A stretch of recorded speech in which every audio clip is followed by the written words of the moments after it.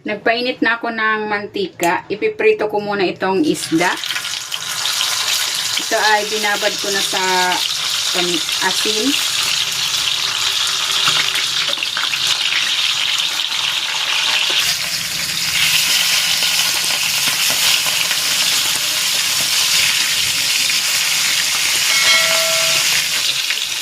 Okay na ito.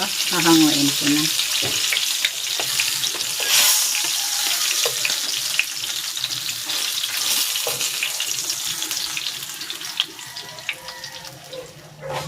Maglalagay na ako ng tubig dito sa kaserola.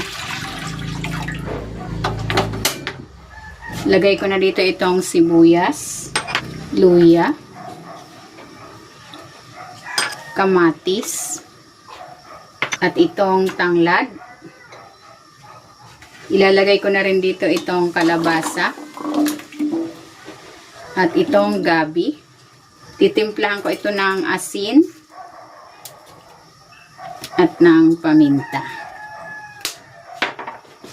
Tatakpan ko muna. Lulutuin ko yan hanggang sa lumambot yung gabi at yung kalabasa.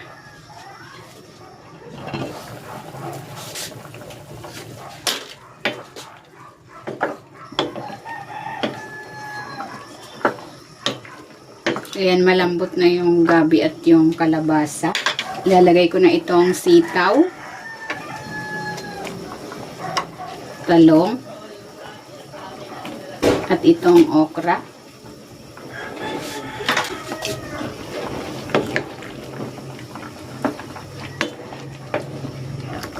Ito yung the best na ulamin pag yung sawa ka na sa mga masisebong ulam. Ilalagay ko na dito yung isda. Ito yung magpapasarap sa sabaw. Yung katas nitong pritong isda.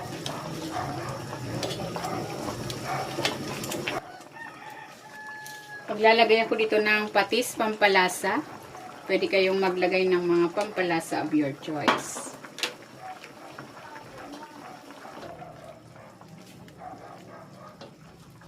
Ilalagay ko naman itong mga dahon, saluyot, alugbati, at itong malunggay. Maglalagay din ako ng onion leeks para mabango.